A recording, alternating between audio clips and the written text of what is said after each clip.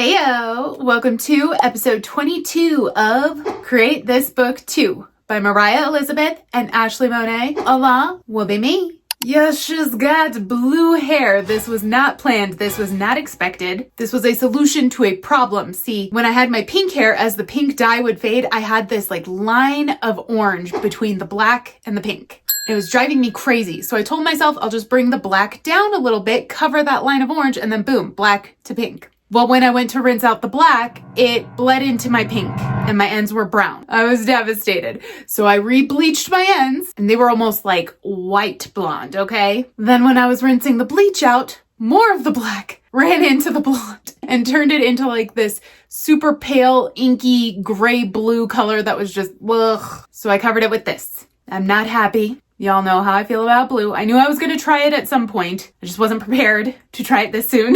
This is the type of thing I would need to emotionally prepare for.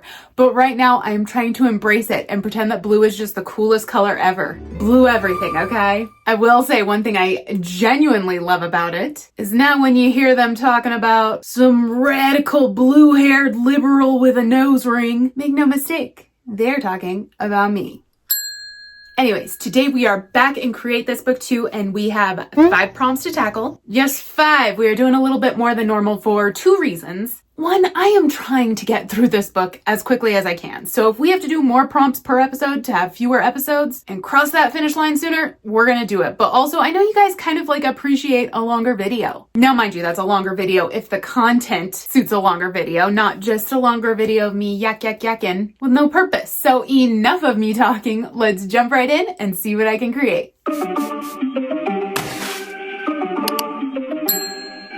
Opening up to the first prompt of the week, create confusion. Make this page difficult to understand. Now, I don't have any sort of clear idea on how to make art that was confusing per se, but I figured if I threw a bunch of random junk on the page that had absolutely nothing to do with anything, well, that could be hard to interpret for a lot of people. So here I have my little ghosty prompt jar. I made it a while back by dissecting the book 642 Things to Draw and harvesting the prompts from within.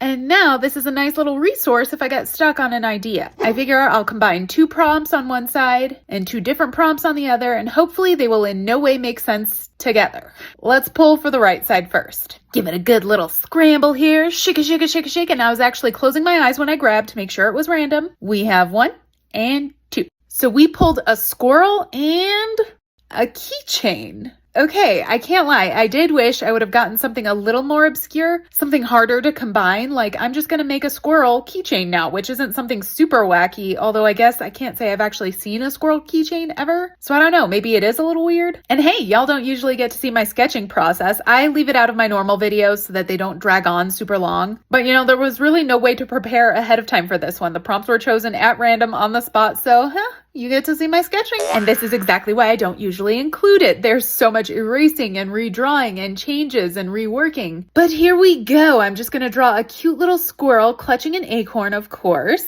And then I'm going to turn it into a keychain that I'm just going to draw clipped on some random pair of jeans. I did decide when going in with the line work that I wanted to shift from a cutesy squirrel to a creepy one. I'm a crazy rabbit squirrel. Honestly, just to add more confusion to it, because you think a squirrel, you expect it to be cute and floofy and lovable. Aww, so if you instead see this creepy psycho squirrel, I don't know, maybe you automatically have some questions. I did hit a snag on my keychain though. I wanted it to be like the lobster clasp style and I could not visualize that. So here entereth my actual keys.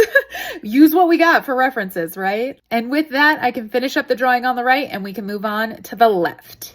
I'm really craving more confusion this time. So instead I'm going to pull 3 prompts and hopefully they won't work as well together. And this side will be a little bit more nonsensical. 1, 2, 3.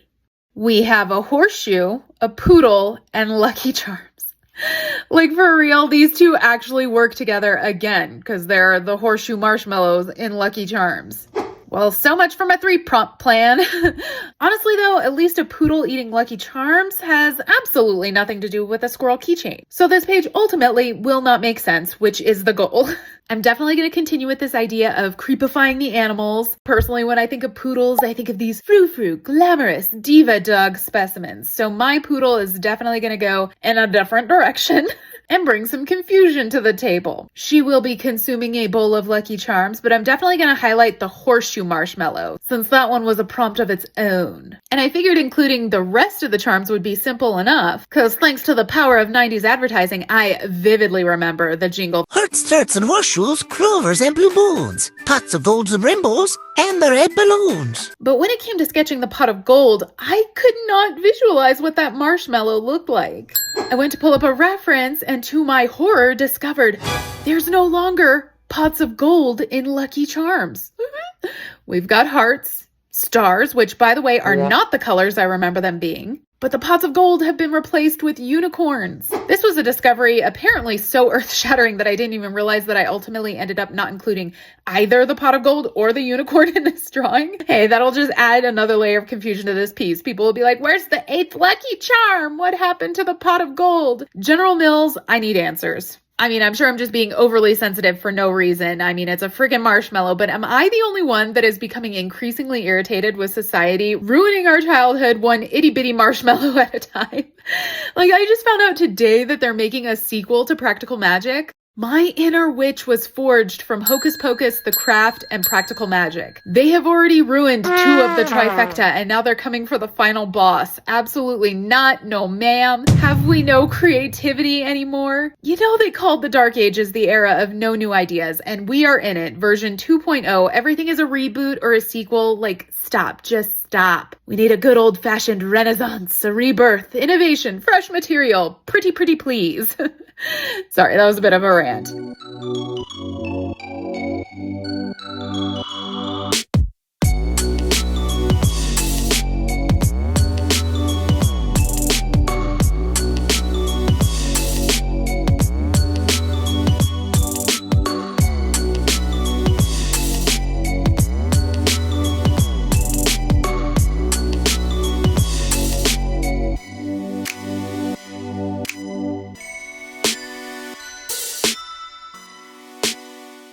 This is looking good and confusing, all right. Let me just finesse all of this line work. Ka-cha! And of course, we can't forget, it's juicy highlight time.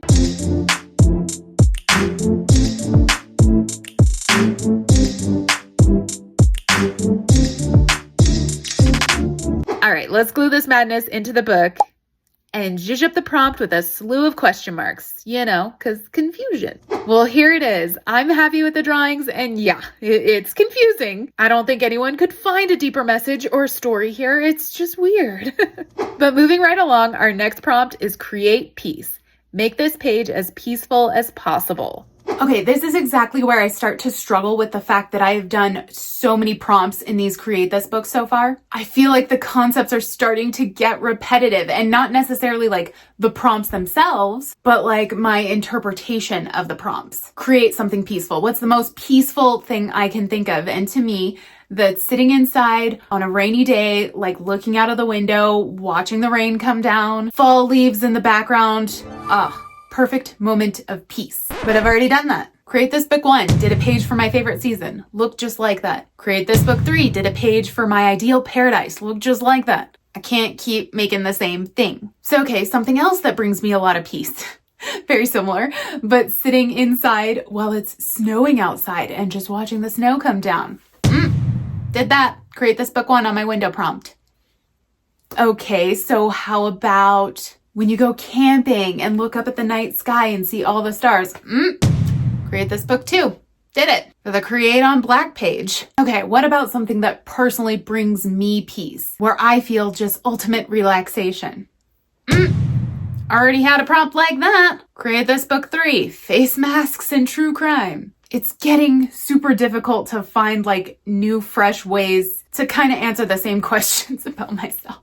It's rough. So for my 5th most peaceful idea, I always enjoyed the moments where I could go to a park or somewhere like that and just lay down under a tree on my back in the grass and just look up at the clouds in the sky. The fresh air, the breeze, the chirping birds, the feel of the earth under me. It was always very peaceful. So I decided to paint that. Killa, I kind of raw dogged this one. I went in with no sketch, no real reference because I couldn't find one that included all three elements, like the cloudy sky, the tree, and the grass. Probably because that view doesn't actually exist. Like if you're in that position looking from the ground up, aka worm's eye view, you likely wouldn't see the grass around you. But I wanted the grass included in my vision. That is part of what makes it peaceful. So I'm just freestyling here, which is probably not smart considering that landscapes are a weakness of mine. But hey, this page is not supposed to stress me out. It's supposed to be the opposite, all about peace, all about relaxation. So with that in mind, rather than rambling on and narrating every little brushstroke I make, let's just go ahead and throw some peaceful music over this time lapse.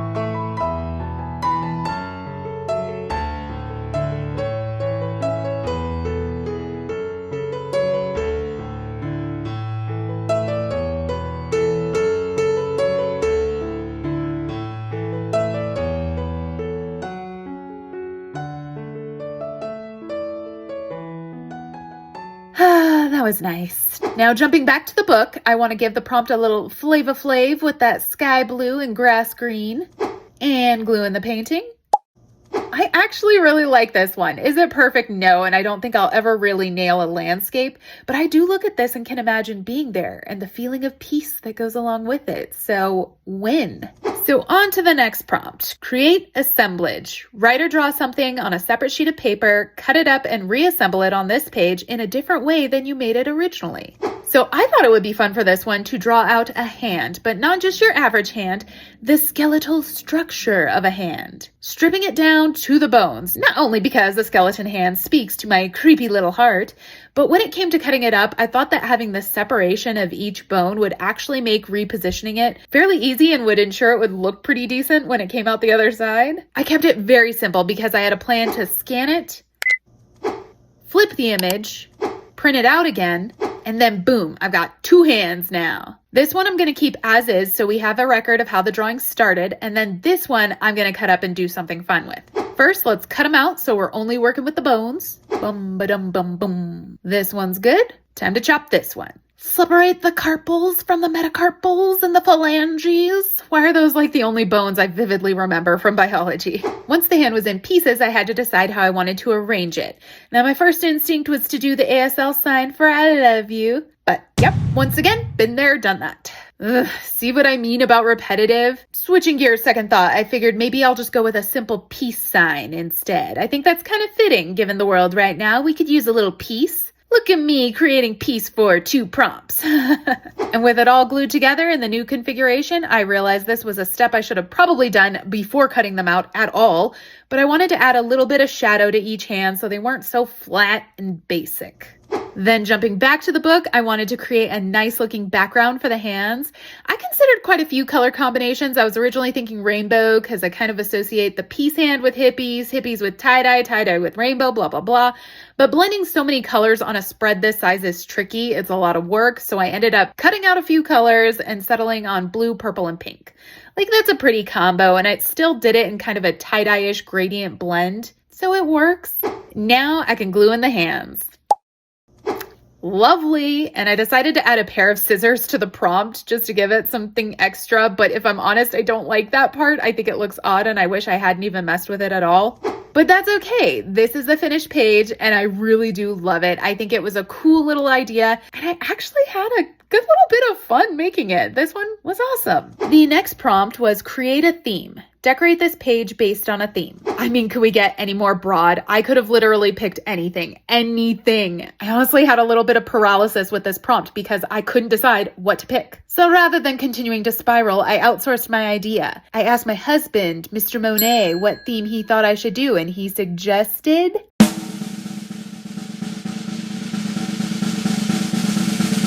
Lisa Frank.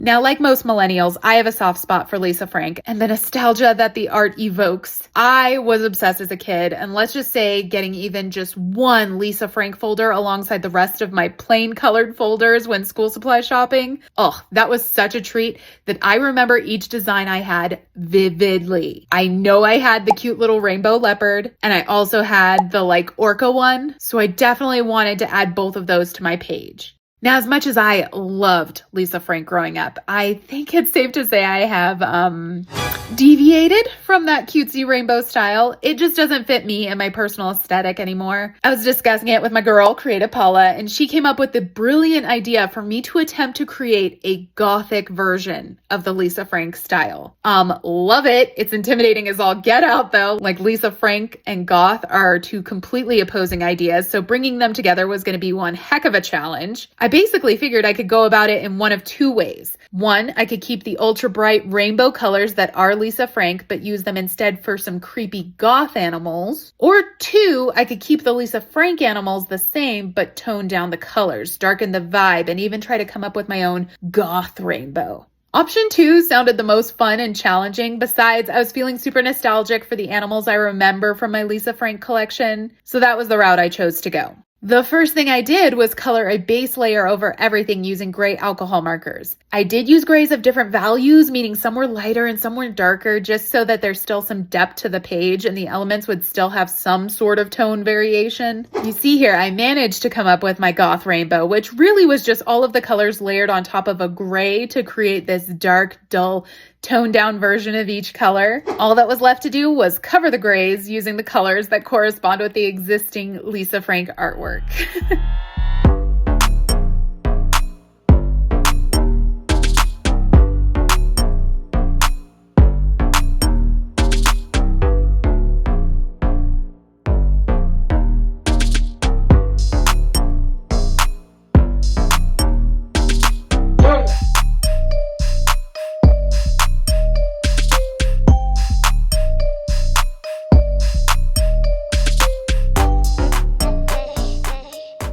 An eternity later, I need to punch up the line work. And this attempt at goth is missing the most important color, black. I want to go pretty heavy with it in the background and in the water, but also our cute little leopard needs some spots. And then I went through and added even more black shading throughout to try and darken it up. Because I feel like overall, it just wasn't giving me nearly as much of a dark vibe as I was hoping it would. It kind of just feels like a slightly dark version of regular old Lisa Frank. I don't know that I could actually call this goth Lisa Frank.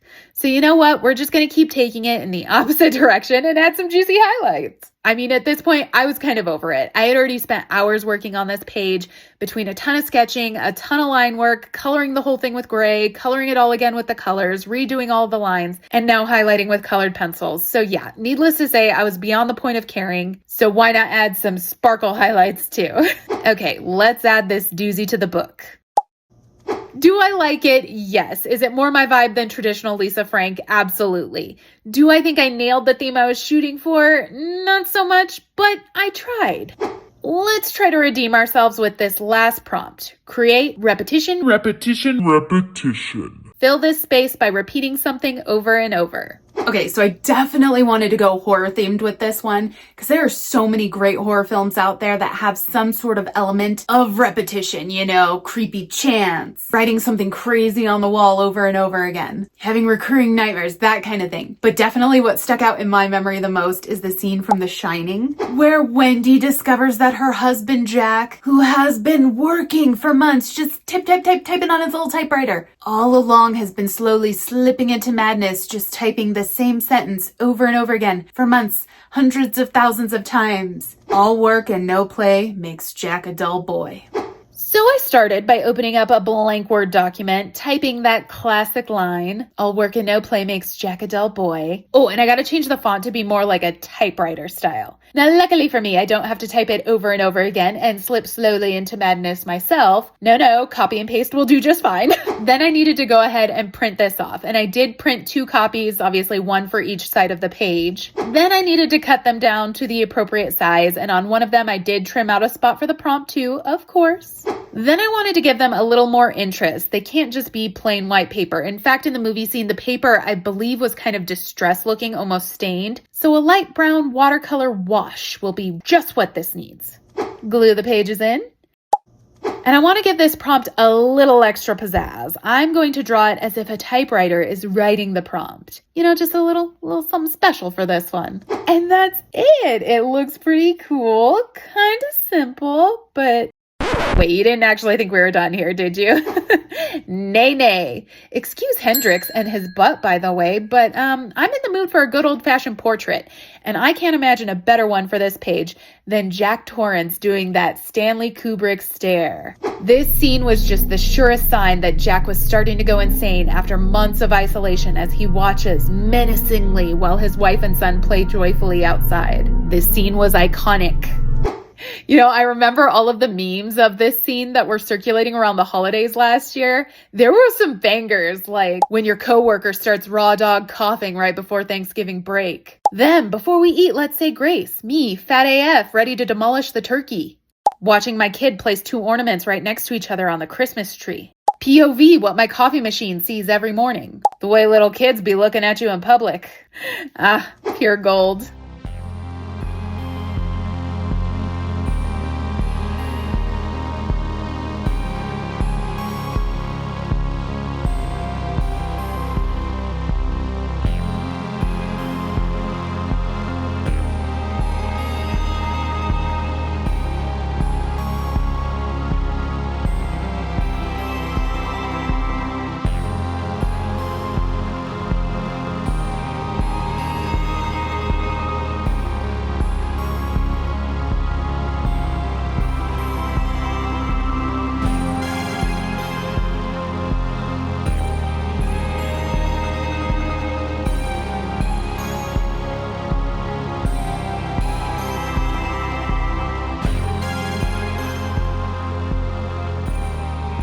I think old Jackie boy is just about done. Now we can glue him into the book. I love this page. We definitely have some good repetition going. And yeah, maybe it's because it's horror and I'm just automatically more inclined to like those, but I just really like how it came together. Let's take a look back at everything we did this week. We created confusion by combining a bunch of random prompts that make, well, absolutely no sense together. We created peace with this little snapshot of a peaceful moment looking up to the sky from the ground. We created assemblage, taking this drawing of a skeletal structure of the hand and reassembling it into the peace sign. We created a theme, decorating this page to fit the theme of Goth Lisa Frank.